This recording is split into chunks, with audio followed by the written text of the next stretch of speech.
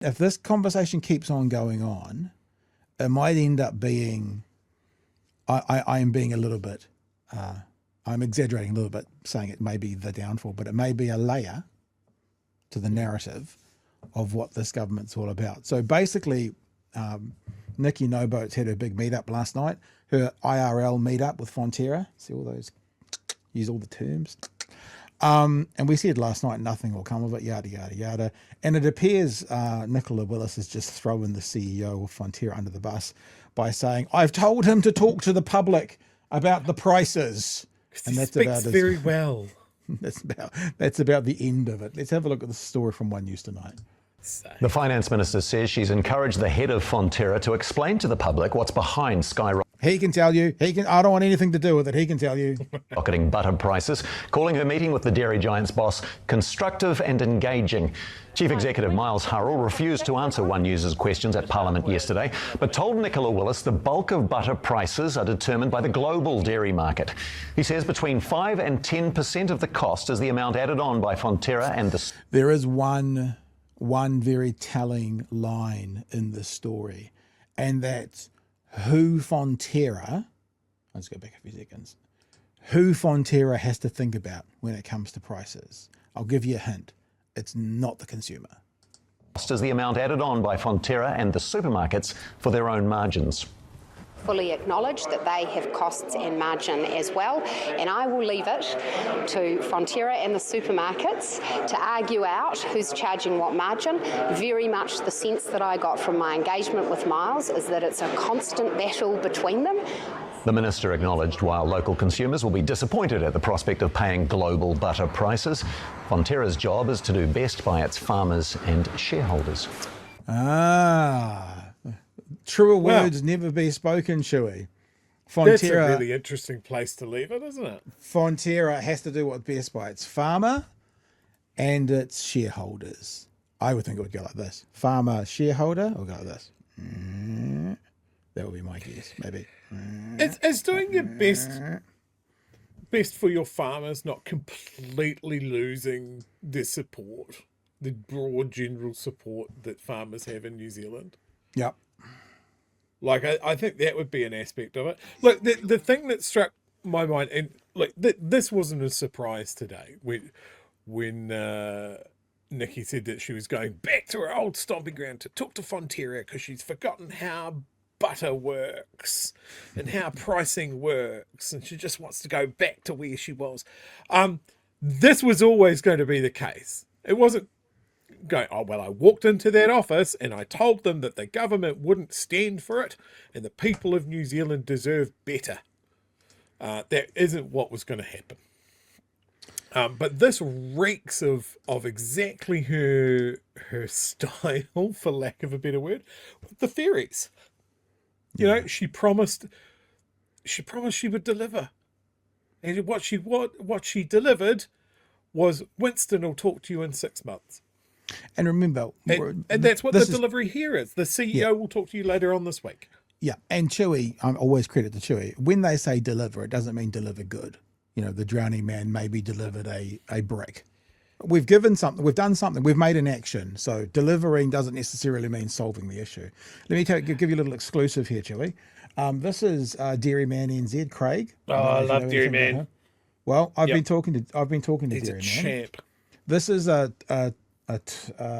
was going to say a tweet. A Twitter. What do you call it for TikTok? This is a TikTok? That's a verb, isn't it? This is the TikTok he put up the other day about the meeting before it happened.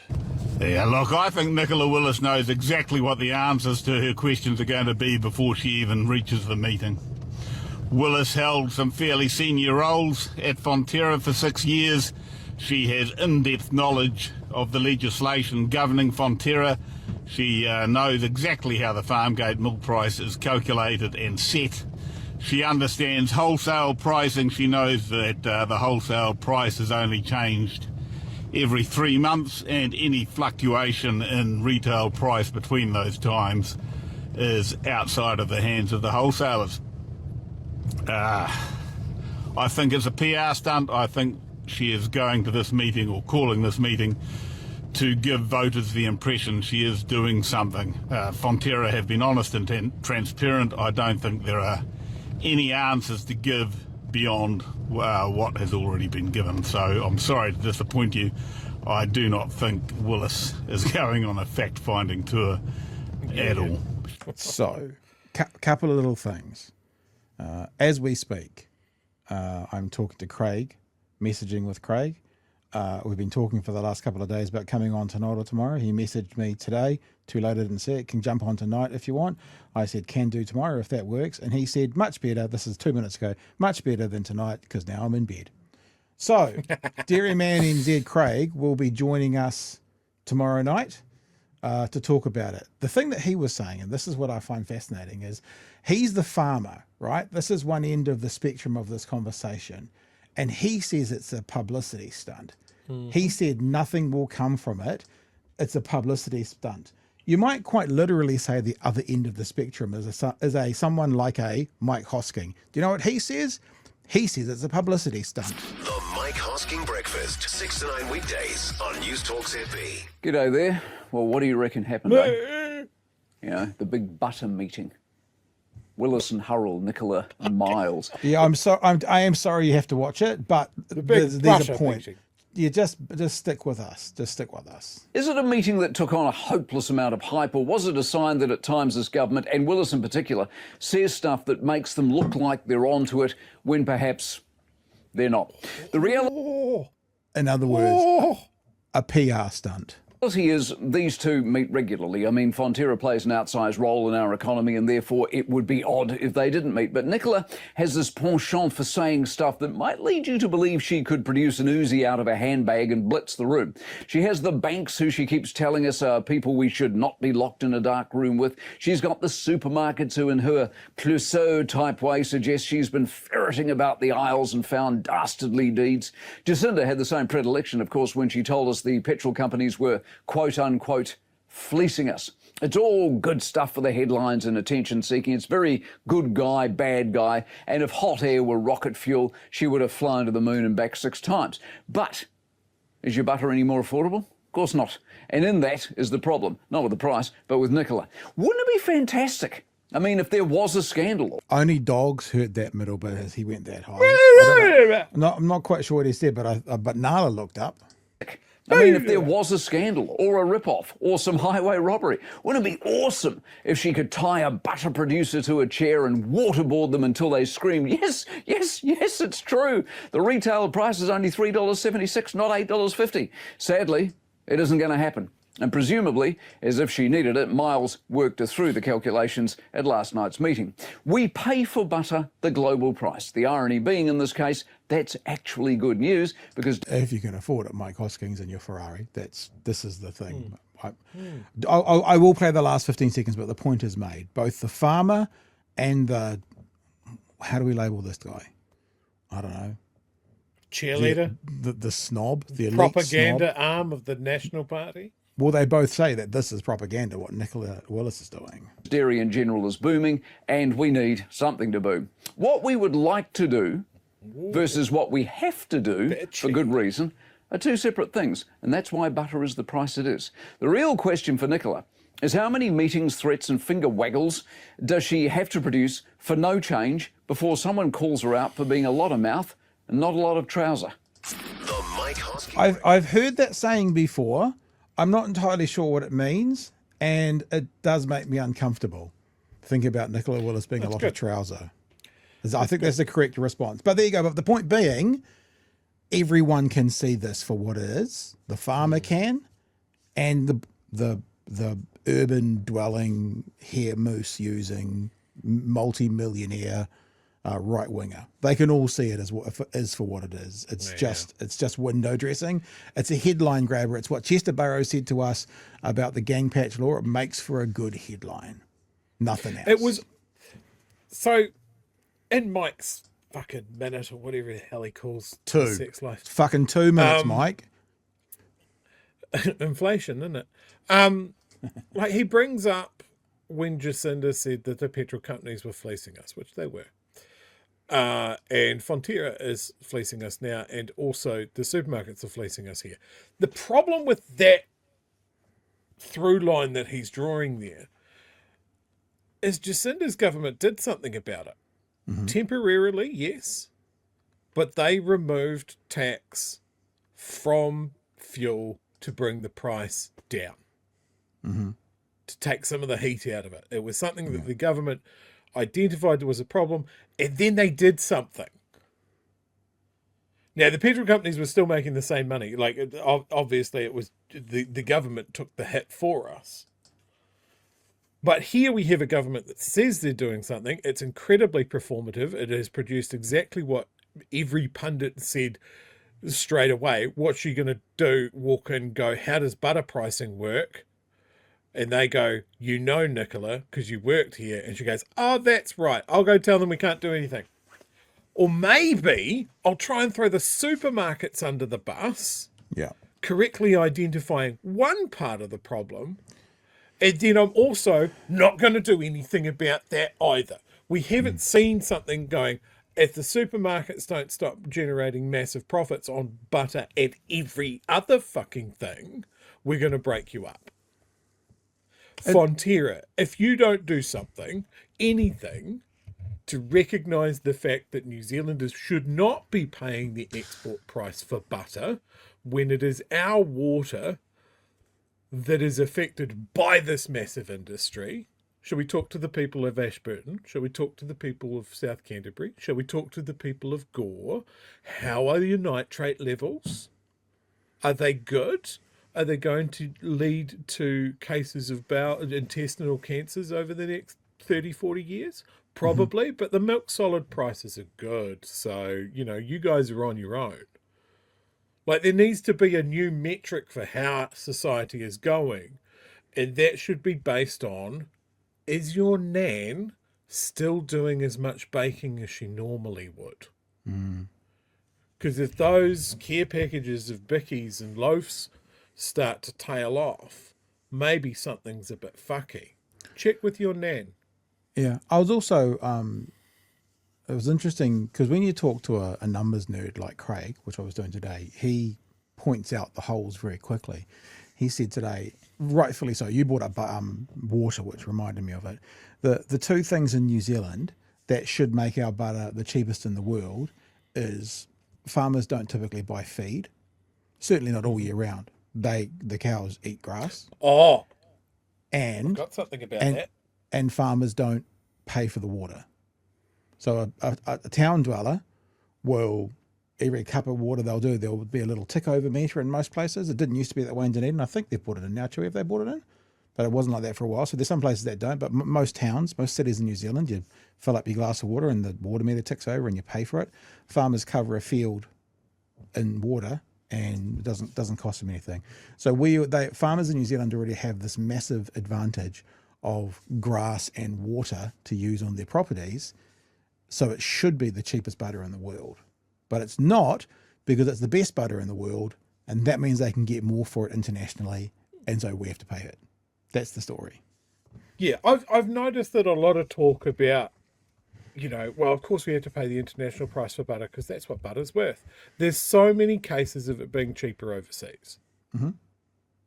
Right? And there's so much protection for New Zealand butter from overseas places as well. That's why you don't see a lot of foreign butter here. There's no competition. It's just Fonterra has 80, 90% of the market. But when we're talking about, well, of course we've got to pay the export price for butter, nobody asks the next question.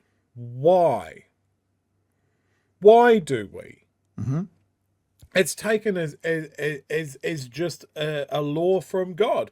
As far as what the CEO of Fonterra has said or is going to say in his very eloquent, well-spoken manner later on this week, where he goes, oh, no, it's because of the export price. Well, excellent. So what you're not telling us is that your costs of production have gone up. That sounds to me that they haven't gone up more than twice, 2 times in the last 12 months. So you're just, pardon the very obvious pun, creaming it. But the New Zealand market for what you produce is tiny. The effect of going, you know what, we are going to do $5 blocks of butter. because New Zealanders deserve it. It's your rivers, it's your groundwater.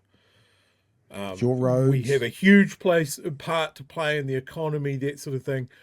Us doing butter at cost for the New Zealand consumer, for the tiny percentage of the New Zealand Fonterra's butter and dairy production, is not going to affect us very much. It's not going to affect our share price. Fuck all, because there is a butter boom overseas. We need to be protected because it's our country. We did this. That's a fun word, by the way. Say that one again. Butter boom. Butter Butter boom. boom. Butter Butter boom. boom. Also, because but we yeah. like to be accurate, I just want to address one thing. Ika says, wrong, Pat. New Zealand is the largest importer of palm kernel extract. Yeah. Hang on, let me just address, and then I'll throw back to you. From the website, it was called Pasture, dairy.co.nz, under the heading Nutrition. In New Zealand, dairy cows primarily eat grass, especially during the warm months, but their diet is sometimes supplemented with other feeds, particularly during winter or when pasture is scarce. So I'll change my sentence to be accurate to say they eat grass, which is they mostly eat grass. Whereas in some places, all you need to do is go have a look at some documentaries on how they do it in America, and they have such massive factory farming. There is no grass all year long. So when I say there's two advantages, we'll just change that by 5% and say they are mostly grass-fed animals compared to the rest of the world, a lot more grass-fed. Chewie. Yeah, so this is something else that Fonterra's done. A workmate of mine brought this up with me the other week, and he was furious about it, because one of the things that they hold up about New Zealand dairy is it's grass-fed. It's grass-fed. Do you know what the percentage of grass feeding needs to be for them to say it's grass-fed? How much? Would it be more 20%? than half? Yeah, I would expect it to be 80 or 90, but is it going to be like 12? It's 30%. Yeah. It's 30% to retain the fact that it's grass-fed. And yes, you're right. It's palm kernel. We import palm kernel. Where do we get palm kernel from? Orangutan sanctuaries. That's right. Our lovely clean green New Zealand, green little paddocks with the cows, the happy looking cows. We get palm kernel from Indonesia, as they fell orangutan sanctuaries and environments and that sort of thing. So next time you think of a sad orangutan sitting in what used to be his home, and it's just tree stumps and dirt, so they can plant a palm kernel plantation, Fonterra. And just to give you an idea about that, here's an American farm, largest cattle farm in America, like only dirt, not one shred of grass. You know, this is the factory farming they can do in places like America. And look, we can have a round of applause and say, hey, look, at least we don't do farming like they do in America. But yeah, wow, we're walking a knife edge in some but the points. point, but the point is not are we better, are we worse? The point is the cost coming out of that cow's udder is less when they are mostly grass-fed. That's actually the point I'm making. Not it's okay if we're bad because we're better. I'm not actually talking about the moral side or the ethical side. I'm just saying the cost will be lower because of that. I'm going no further than that because we're talking about the price of butter. We can go down the kernel. I'm having a seizure. Oh God, he's buffering. I'm buffering. The other aspect of it is, the thing that we say that our farmers are super efficient and they don't get subsidies. The dairy industry does get subsidies. It does get huge considerations because it is such an important part of our economy. And Pat mentions water rights and stuff like that. That's just one aspect of it. You know, like the federated farmers would rather die than criticize dairy. And we've seen that today with the Greenpeace action in Gore. Have you seen that, Pat? Nope. Greenpeace did its Greenpeace thing, went down to Gore, crossed out the eyes on the trout statue that you see as you go in, put a sign up that mentioned how dirty Gore's water was full of nitrates and that sort of thing. All of which is true. No lies detected there. Federated farmers said that Greenpeace was doing vandalism and it was very, very unfair on local farmers. They didn't say it wasn't true, that their water is full of nitrates. Same in Ashburton. Same in South Canterbury. Can I say as well, this is probably the kind of protest where you can't really lose, because I'm assuming they haven't actually defaced that. They've stuck something over it. They've stuck something on. Like, Yeah, which you will know. peel off. So that's a perfect, I mean, like, I'm not putting limitations on how you choose to protest, but there's actually no criticism of a non-vandalized form of protest, which makes the point perfectly. So, credit. Like, you could have, and not for legal reasons, I'm saying don't do this, but you could have taken an angle grinder to that pole at the bottom of the Trout and laid it across the State Highway 1 with the eyes crossed out and the sign on the fence. I'm just saying, you can always go further. Don't, though, because of legal reasons. I'm not saying that. I'm just saying it could have been worse. Definitely don't. That just looks like some of that cardboard you used to have down the back of your classroom when you were in Standard 4. And you just cut the circle with it and put because it's perfect, and then you put it up there. And it was a lovely day. Lovely day down here, so it didn't matter if it got wet. It didn't get wet because it wasn't going to rain. Federated Farmers immediately hitting dirty hippie vandals, hitting that button and running to the press was spectacular. They broke a land speed record phoning that one in.